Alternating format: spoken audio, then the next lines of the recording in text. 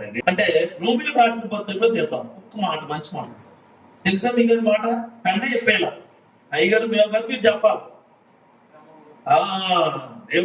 దేవునికి మహిమ కలుగును కాక, అది ఆ మాట రావాలంటేనే ఎంత మంచి మాట తెలుసా అది. రోమిల పత్రిక అంటేనే పౌలు గారు చాలా బాగా చెప్తాడు ఆ మాట.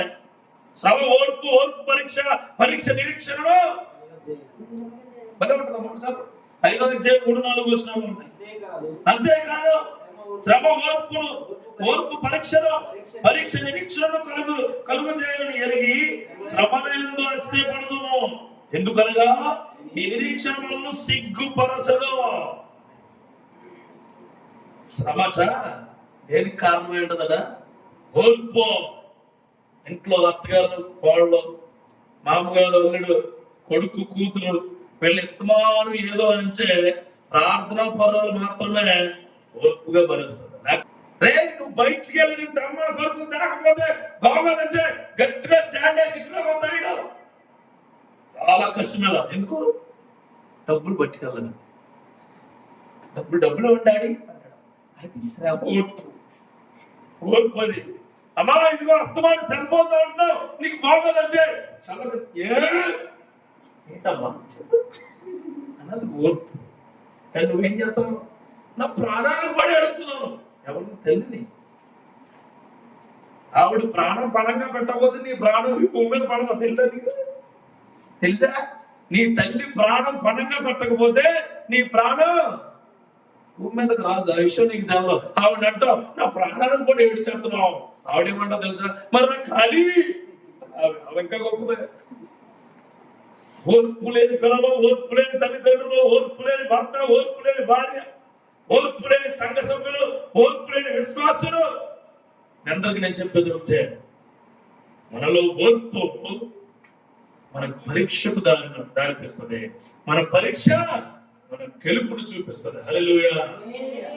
అందుకే నీకు వచ్చిన శ్రమల ఎడల ఓర్పు కలిగి ఇంట్లో దర్శే మాక. శ్రమ వస్తే భార్య ఇంటికి వస్తాడు, భర్త పాపం పని చేసుకుని వస్తాడు. ఆ రోజు డబ్బులు సరిగా రాలేదనుకో ఏమండి చంపేస్తారు. మాట్లాడేవండి చంపేస్తారు. ఎందుకు?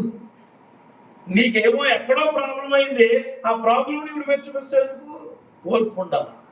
భార్య భర్తల మధ్యలో సరైన విధానాలు ఉండలేదంటే ఈ రోజుల్లో ఏముంటలేదు, ఓర్పు ఉండలేదు. మీ ఇద్దరికి ప్రార్థన పర్లే, ఇద్దరు ప్రార్థనలోనే ఉంటారు, కానీ ఇద్దరికి కూడా ఏముండట్లేదు, ఓర్పు ఉండట్లేదు.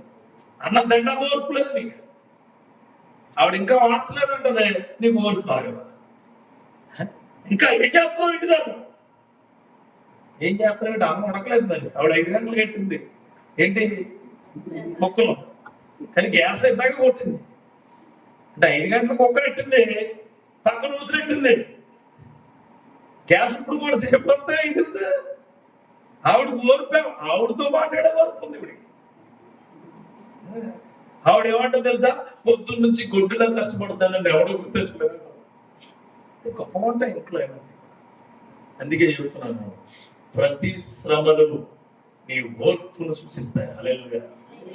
ఖచ్చితమైన ఓర్పు ప్రార్థనలో మీద, కుటుంబాల్లో, క్రియల్లో కానీ నీ బిడ్డలు అమ్మా నా బైబిల్ కూడా పట్టుకెళ్ళిపో అంటదా తల్లి.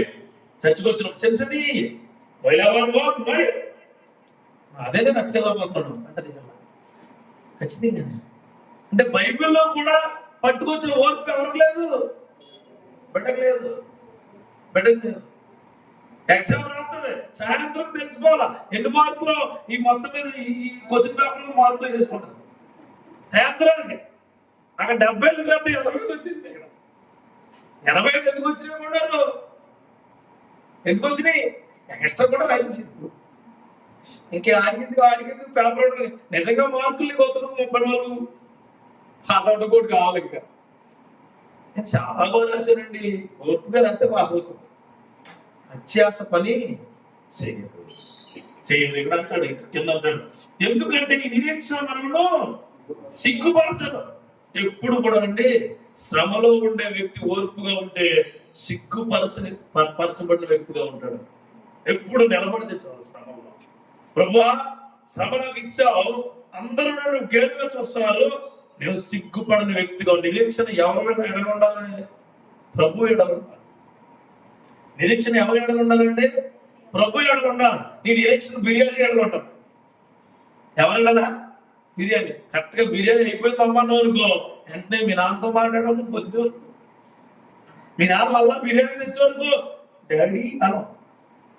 అంటే నీకు ఏమి ఏమి ఏమి నీకు కావాలి అంటే ఓర్పు అన్నది మనిషి యొక్క బాంధవ్యాలు కూడా సెట్ చేసుకోవడం. ఇది ఓర్పు కారణమైతుంది. చివరిగా చెప్పిన ముగిస్తాను.